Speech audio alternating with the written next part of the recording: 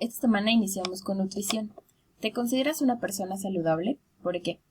Existen algunas preguntas que te puedes realizar para saber cuál es tu estado general de salud. Acá en esta tableta les pongo algunas, por ejemplo, ¿duermes de 7 a 8 horas diarias? ¿Te enfermas frecuentemente? ¿Te aceptas como eres? Estas preguntas te dan pues justo la idea de qué tan buenos hábitos estás llevando. Es importante recordar que el concepto de salud según la OMS nos dice que es esta estabilidad tanto física como emocional y mentalmente. Ahora, ¿pero qué es el requerimiento energético? Según la OMS lo definió como el nivel de energía aportado por los alimentos en equilibrio con el gasto energético adecuado a la estructura corporal y actividad física del individuo, los cuales permiten la conservación a largo plazo de un estado saludable. La unidad de energía metabólica más usada es las kilocalorías, que son equivalentes a 1000 calorías. Pero ¿cómo se mantiene el peso? El mantenimiento de un peso saludable es un problema de balance de energía, es decir, las calorías ingeridas deben ser iguales a las calorías consumidas. Ganas o pierdes peso al alterar el balance.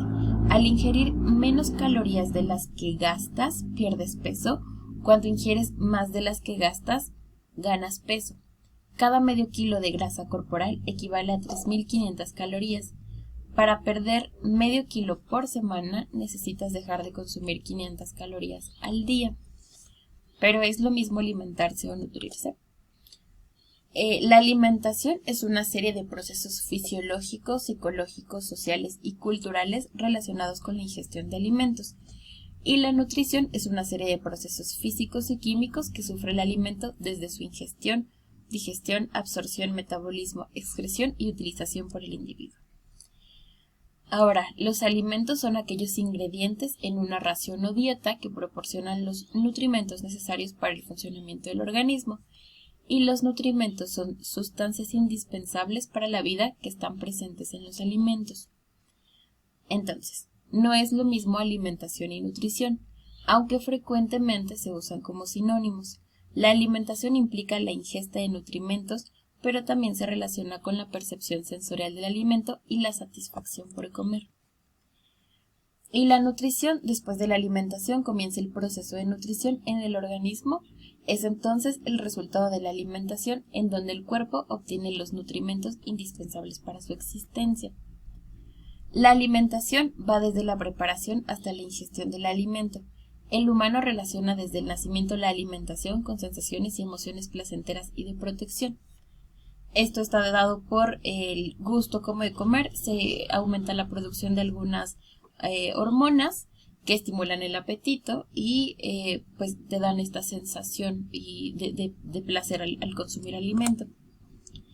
Ahora, la relación sueño-hambre. El estrés estimula las neuronas sintetizadoras de orexina en el hipotálamo que provocan insomnio y aumentan el apetito. Y esto es un comportamiento meramente evolutivo. En verano los días son más cortos, hay más alimento disponible y entonces comemos y almacenamos grasa para el invierno. ¿Qué es una dieta? Etimológicamente, dieta significa régimen de vida, se acepta como sinónimo de régimen alimenticio. En este caso, entonces, dieta es lo que consumimos durante un día de alimento. Una dieta no es dejar de comer, una dieta no es solo comer lechuga. Ahora, hablando de trastornos de alimentación, tenemos a la obesidad, que es un trastorno caracterizado por la acumulación de grasa en el organismo y un aumento del 15% del peso considerado normal de una persona. En la mayoría de los casos, esto es debido a un consumo excesivo de alimentos grasosos, azucarados, ricos en colesterol y la falta de ejercicio. Como consecuencias podemos tener diabetes, infartos, hipertensión.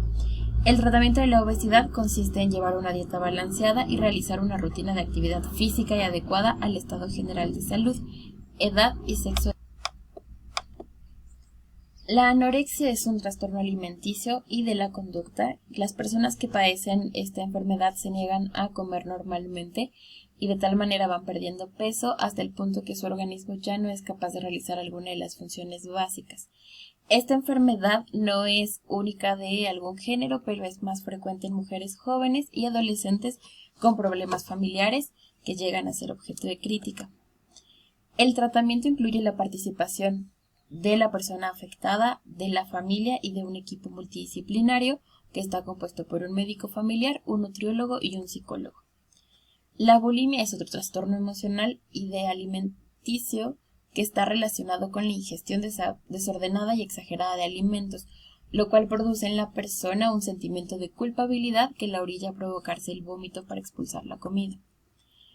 Como causas tenemos que, al igual que la anorexia, están relacionadas con conflictos familiares, de personalidad y de adaptación al entorno social. Como tratamiento intervienen médicos, psicólogos, nutriólogos y otros especialistas según la parte del organismo que haya sido más afectada. El paciente puede estar hospitalizado o no, de acuerdo a la gravedad que se manifiesta de la enfermedad. Es muy importante el apoyo emocional en estos casos, ya que estos padecimientos implican la intervención de diversos profesionales y de la familia en su totalidad para poder facilitar los cambios de conducta del enfermo, ya que esto no es únicamente un problema metabólico o físico. Ahora, IMC significa índice de masa corporal. Esta es la fórmula para determinar el peso ideal y saludable de una persona, según su estatura, su peso actual, para determinar si una persona está por encima de su peso ideal o está demasiado delgada, se utiliza el IMC o índice de masa corporal. El cálculo es relativamente simple. Necesitamos dos datos. El primero es el peso y la altura. Entonces, para poder sacarlo, solamente colocamos la altura en metros y lo ponemos al cuadrado. Por lo tanto, ya nada más dividimos 68, en este caso el ejemplo, que son los kilos, entre 1.65, que son metros al cuadrado, y nuestro resultado es 25.18. Generalmente se considera satisfactorio un IMC que se sitúa entre 18.5 y 24.9. Si este es inferior a 18.5, probablemente sea una persona muy delgada, y si es igual o superior a 25, estamos hablando de sobrepeso. Cuando este excede a los 30, podemos hablar de obesidad. Existe otro cálculo que es el cálculo de calorías diarias basales, la tasa metabólica basal. Todos necesitamos un mínimo de calorías para vivir, solamente para cumplir funciones básicas como respirar, movernos, la digestión o bombear sangre a todo el cuerpo. Harris Benedict demostró cómo podríamos calcular esta tasa metabólica basal. Acá les pongo las fórmulas, dependen de si es para mujeres o para hombres. Para la tasa metabólica de mujeres es importante multiplicar el peso por 10, sumarlo a la altura por 6.25 y la edad por 5. Los datos que nos están dando, el 10, el 6.25 y el 5, son constantes. Entonces les puse un ejemplo de una mujer de 170 centímetros que pesa 65 kilos y tiene 40 años. Por lo tanto sería 650 más 1062.5 menos 200 menos 161 nos da un resultado de 1351 kilocalorías que necesita para mantener las funciones básicas de su organismo. Que su corazón lata, que pueda respirar, es la cantidad de kilocalorías que necesita en un día completo. En el caso de los hombres se multiplica el peso por 10, la altura por 6.25 y se resta la edad por 5 y al final se suman 5. Ahora, es importante, como lo mencioné hace un momento, esto solamente nos está cubriendo la tasa metabólica basal, lo que necesitamos para sobrevivir. No estamos contemplando las actividades que nosotros realizamos. Entonces, si estamos en energía mínima, no hacemos nada de ejercicio, trabajamos en dado, esta tasa metabólica se multiplica por 1.2. En el caso de que se realice ejercicio ligero, aproximadamente 2 días por semana, la tasa metabólica basal se multiplica por 1.375. Y si haces ejercicio moderado, aproximadamente unos 4 días por semana, la tasa metabólica basal se multiplica por 1.55. Si se hace deporte regular 6 veces a la semana, se multiplica por 1.725, y si es una persona deportista o que entrena muy intenso todos los días, se multiplica por 1.9 y nos da el total de kilocalorías que necesitamos para un día. También necesitamos hacer un balance de las kilocalorías que se gastan. En este caso depende de las actividades. Por ejemplo, estando sentados 1 hora frente al televisor, perdemos 25 calorías por hora. Pero contra el jugar fútbol, que nos hace perder 520 en 1 hora.